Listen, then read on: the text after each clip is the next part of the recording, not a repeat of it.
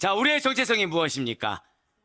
네, 성도, 그리스도인 여러 가지가 나오는데요. 진실로 여러분과 저의 정체성은 한번 고백하실게요. 거듭난 새로운 피조물.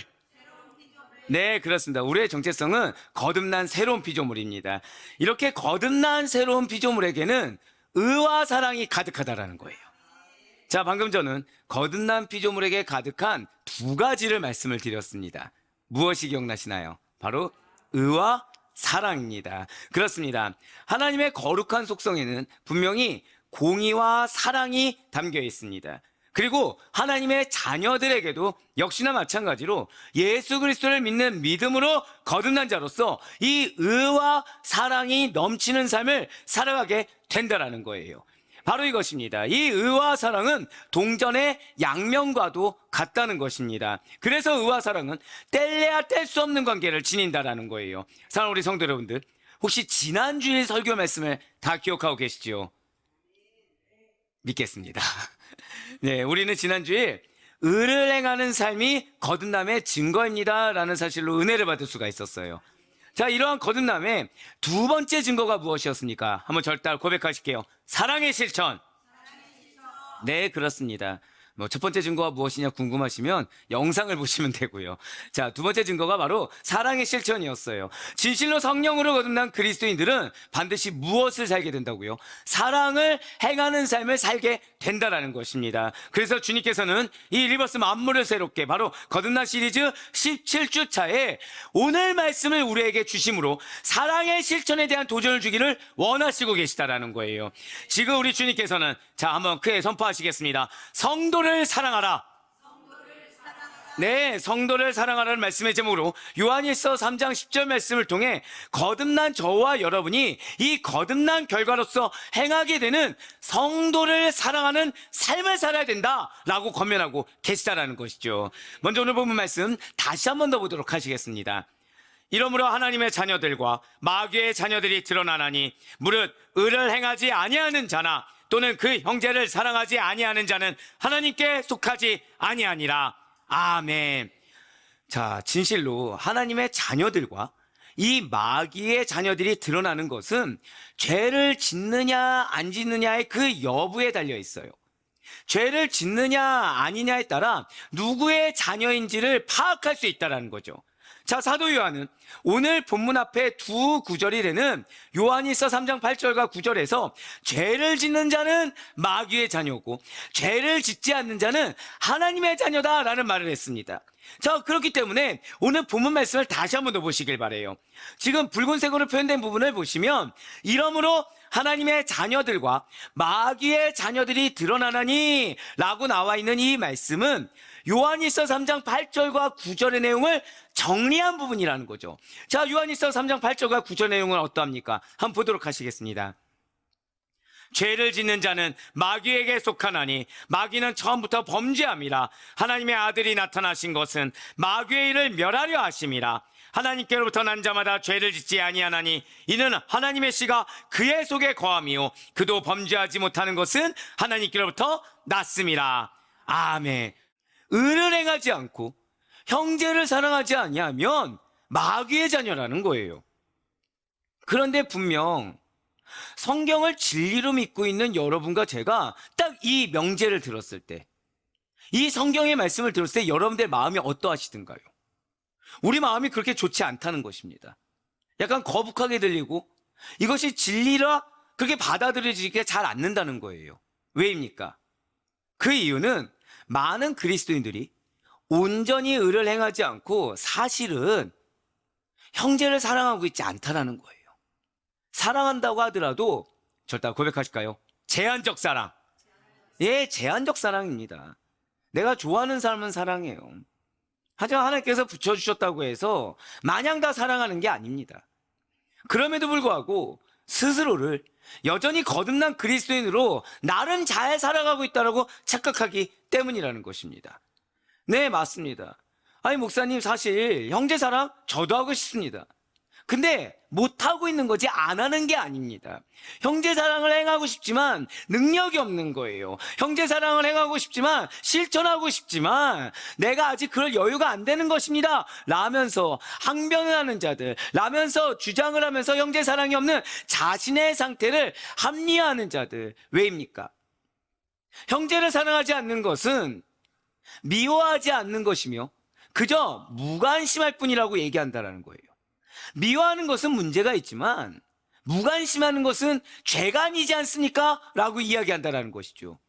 단지 모든 사람들과 친하게 지낼 필요성이 없고 어떻게 사람이 모든 사람을 다 품습니까? 라는 말 뒤에 그냥 그렇게 느끼지 못할 뿐 가까이 하지 않을 뿐이라고 변명을 한다는 것입니다. 게다가 다른 사람들 향한 관심, 사랑을 때로는 내 여건이 좋지 않다 보니까, 내가 여유가 없다 보니까 감정 낭비라고 여기기도 한다는 거예요. 한잔 사는 성도 여러분들, 형제 사랑은 낭비도 아니요, 형제 사랑은 우리의 판단과 우리의 선택에 주어진 것이 절대 아닙니다. 절대 고백하실까요? 하나님의 명령, 하나님의 명령이라는 거예요. 내 마음이 끌리든 끌리지 않든, 내 마음이 납득이 되든 안 되든 이것은 하나님의 명령이라는 거죠. 분명 사도 요한은 우리에게 이렇게 증거하였습니다. 요한일서 4장 21절과 요한일서 2장 10절과 11절 말씀을 이어서 보도록 하실게요. 우리가 이 계명을 주께 받았나니 하나님을 사랑하는 자는 또한 그 형제를 사랑할지라. 그의 형제를 사랑하는 자는 빛 가운데 거하여 자기 속에 거리낌이 없으나 그의 형제를 미워하는 자는 어둠에 있고 또 어둠에 행하며 갈 곳을 알지 못하나니 이는 그 어둠이 그의 눈을 멀게 하였습니다. 아멘. 오늘 본문의 말씀처럼 형제를 사랑하지 않는 것, 형제를 미워하는 것은 내가 지금 어둠에 속해 있고 내가 지금 마귀의 자녀라는 증거가 된다는 거예요. 그럼에도 불구하고 형제를 미워하면서도 아무런 거리낌을 느끼지 않고 있는 그들은 자신들의 입장을 어떻게 합리화합니까? 누구나 다 미워하는 경험을 하고 있고 이 평생을 살아가면서 사람 한두 명쯤은 미워하면서 다들 살고 있기 때문에 남들이 하는 만큼 또는 남들보단 덜 나는 미워하고 있으니까 내 마음의 미움을 어떻게든 감춰보려고 없애보려고 노력하고 있으니까 괜찮다라는 식입니다. 왜 미움이 별것이 아니라고 여기는 것일까요? 왜 미움이 그럴 수도 있다고 여겨지는 것일까요? 한번 고백하실까요? 죄악된 마음. 예, 그것은 우리의 죄악된 마음 때문이라는 거예요. 말씀이 전부가 된 것이 아니라 옛성품에 기인한 죄악된 마음이라는 거죠. 그래서 마음이 차가워집니다. 당연해지는 거예요. 마음에 미움이 있고 원망이 있습니다. 당연하게 여긴다는 거죠. 예, 인간적으로 볼 땐 당연할 수 있겠죠. 섭섭할 만한, 차가울 만한, 미워할 만한 여러 가지 이유가 수백 가지가 있을 수 있겠죠. 그런데 당연한 마음이 아니라는 거예요. 거듭난 자에게 당연한 마음이 결코 아니라는 것입니다. 사랑하는 성도 여러분들, 인간이 다른 사람을 미워하고 핍박하는 이유는 그들의 죄된 본성 때문인 것입니다. 인간은 이렇게 사랑하는 것보다 사실 미움과 핍박이 더 쉬운 존재들이라는 거예요. 사랑이신 하나님을 온전히 알지 못합니다. 그렇기 때문에 하나님과 그리스도를 미워합니다. 십자가의 의미를 미워합니다. 경건을 미워한다는 거죠. 그렇기 때문에 만약에 여러분과 저를 누군가가 핍박하고 있다, 누군가가 미워하고 있다고 한다면 그 원인은 그 사람이 문제가 아니라 그 사람 가운데 자리 잡고 있는, 한 번 더 고백하실까요? 죄악된 본성. 죄악된 본성 때문이라는 거예요. 진실로 세상에 속한 자들은 그들의 죄된 본성에 따라 하나님께 속한 자들을 핍박하기를 즐겨합니다. 하나님께서 의롭다고 인정하시는 자들, 성령으로 거듭난 자들은 죄된 본성을 지닌 사람들에 의해서 핍박을 받을 수밖에 없다라는 거죠. 분명히 이에 대해서 사도 바울은 우리에게 이렇게 선포하고 있습니다. 갈라디아서 4장 29절의 말씀 보도록 하실게요. 그러나 그때 육체를 따르는 자가 성령을 따르는 자를 박해한 것 같이 이제도 그러하도다. 아멘. 지금 붉은색으로 사도 바울이 말하고 있는 이 성령을 따르는 자가 과연 누구입니까? 거듭난 여러분과 저인 줄 믿으시길 바라겠습니다.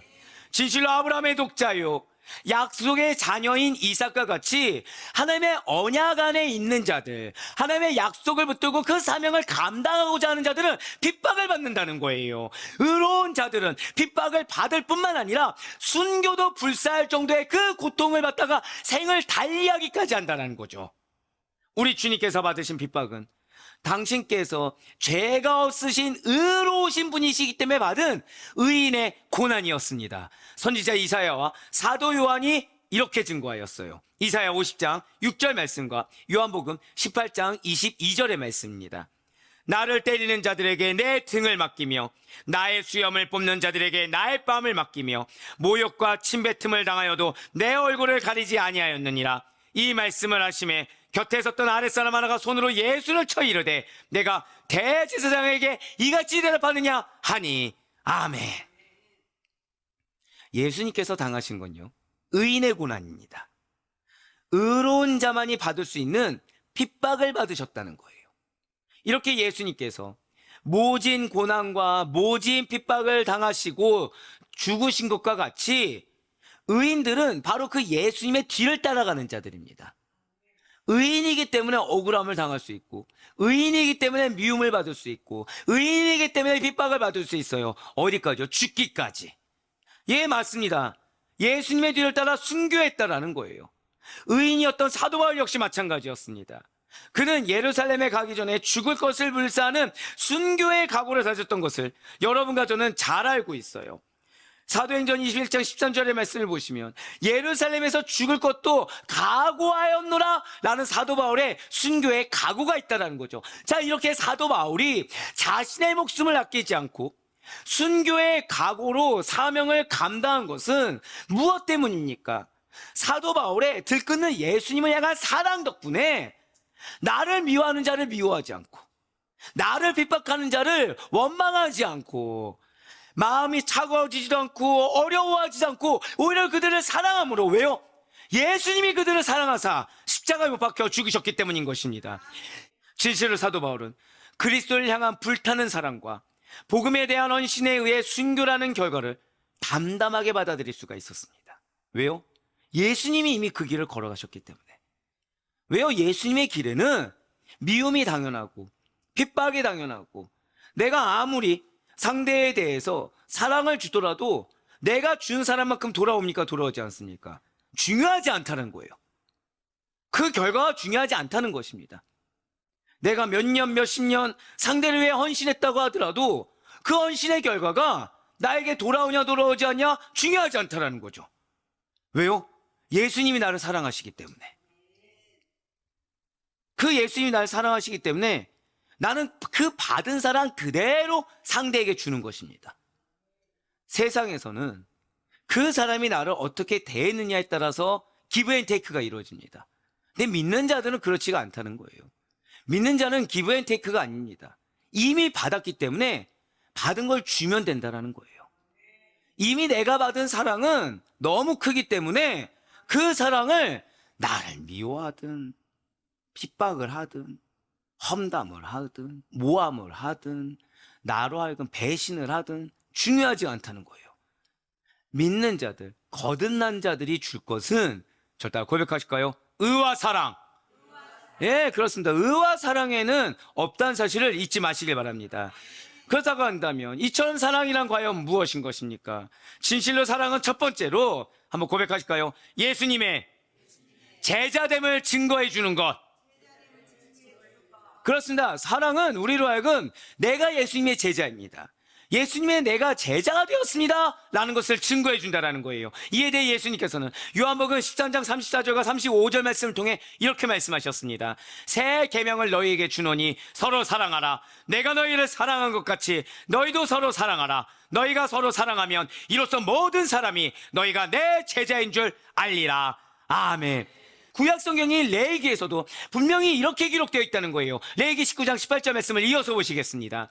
원수를 갚지 말며 동포를 원망하지 말며 내 이웃 사랑하기를 내 자신과 같이 사랑하라. 나는 여호와이니라. 아멘.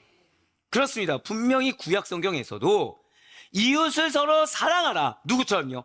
내 자신과 같이 사랑하라고 명령하고 있어요. 그렇다면 예수님께서 새로운 계명으로 그의 제자들에게 명령하신 서로 사랑하라는 것과 이렇게 옛 계명에서 내 몸과 같이 이웃을 사랑하라, 이 명령과는 과연 어떠한 차별점이 있는 것입니까? 우리는 예수님께서 제자들에게 주신 새 계명을 바르게 이해하기 위해서는 새롭다, 이 새롭다의 개념을 예수님의 관점에서 이해해야 된다는 거예요. 반드시 기억하시길 바랍니다. 새 계명은 예전에 없던 전혀 다른 계명을 뜻하는 것이 아니라는 거예요. 새 계명은 이전에 주어졌던 계명에서 보다 완전해지고 완성되며 승화된 차원에서 새롭게 주어졌다는 것입니다. 즉, 새 계명은 율법의 폐기가 아니라 율법의 완성으로 오신 예수님께서 주신, 절대 고백하실게요, 완전한 계명, 완전한 계명이라는 것이죠. 예수님의 제자들은 원수를 사랑하고 너희를 박해하는 자들을 위해 기도하라, 그들을 사랑하고 안타까워하는 마음으로 기도하라라는 새로운 사랑의 계명을 예수님의 제자들, 여러분과 제가 받은 줄 믿으시길 바라겠습니다. 자, 이제 제자들은 구약에서 말하고 있는 자기 몸과 같이 이웃을 사랑하라 라는 제한적인 사랑에서 한 걸음 더 나아가 원수까지 사랑하라, 즉 한 번 더 고백하실까요? 자기 희생. 예, 그렇습니다. 누구든지 나를 따르려거든 무엇을 부인하라고요? 자기를 부인하고 자기 십자가를 지고 따라가라는 이 예수님의 말씀처럼 자기를 부인하라, 즉 자기 희생적인 완전한 사랑을 실천해야 할 당위성이 생겼다는 것이죠. 그래서 자신을 핍박하고 자신을 죽이려는 원수의 손에서 소리 없는 죽음, 바로 순교를 당하면서도 제자들은 예수님에 대한 사랑을 끝까지 증명해 볼 수가 있었다는 거예요. 내가 예수님 위해서 이렇게 주고, 내가 교회를 위해서 이렇게 헌신해, 내가 이 영혼을 위해서 이렇게 참고, 내가 이렇게 나만 헌신하고 희생하고 있어, 이런 게 아니라는 거예요. 예수님에 대한 사랑을 증명할 뿐인 것입니다. 사람이 알아주고, 가정이 나를 알아주고, 직장이 알아주고, 학교가 알아주고, 교회가 알아주는 것이 아니라 예수님의 사랑을 증명해서 누가 알아주세요? 절대 고백하실게요. 나를 예수님이 알아주십니다. 그걸로 족한 거예요. 진실로 사랑은 예수님의 사랑을 증명하는 것입니다. 그 사랑은 나로 하여금 내가 예수님의 제자됨을 증거한다라는 거예요. 성경은 그리스도인들은 예수 그리스도께 받은 사랑을 가지고 그리스도의 사랑 안에서 행할 것을 가르치고 있습니다.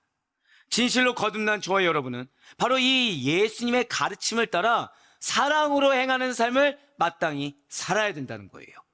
그렇기 때문에 두 번째로 사랑은 그리스도인들의 행동 원리라는 거예요. 고백하실까요? 그리스도인들의 행동 원리.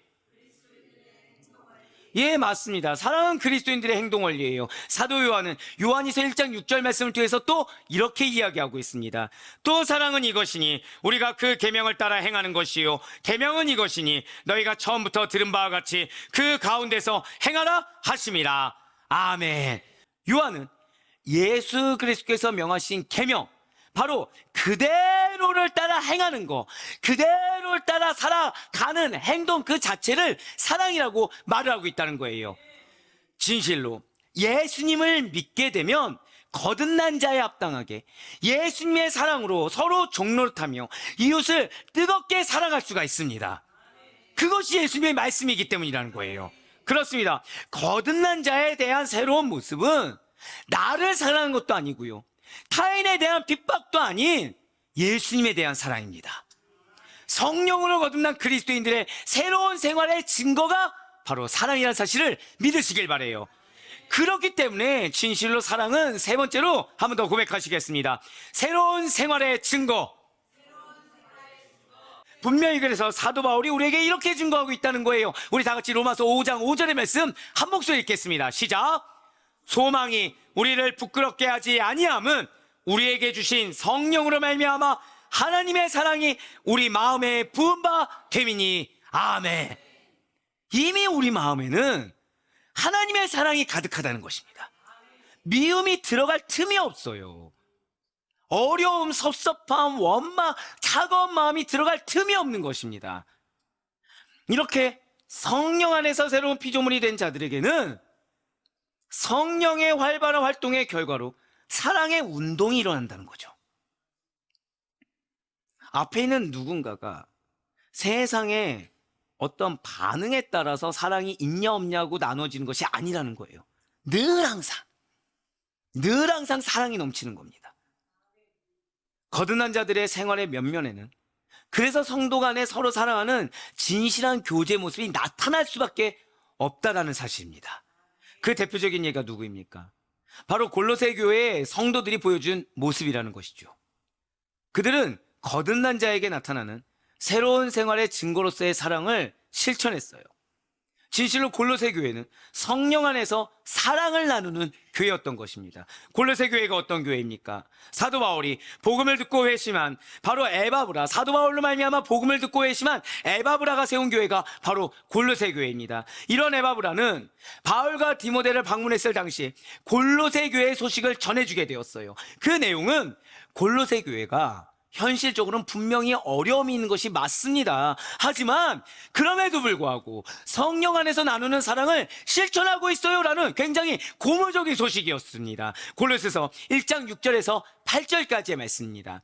이 복음이 이미 너희에게 이름에 너희가 듣고 참으로 하나님의 은혜를 깨달은 날부터 너희 중에서 같이 또한 온 천하에서도 열매를 맺어 자라는도다. 이와 같이 우리와 함께 종된 사랑하는 에바브라에게 너희가 배웠나니 그는 너희를 위한 그리스도의 신실한 일꾼이요 성령 안에서 너희 사랑을 우리에게 알린 자니라. 아멘.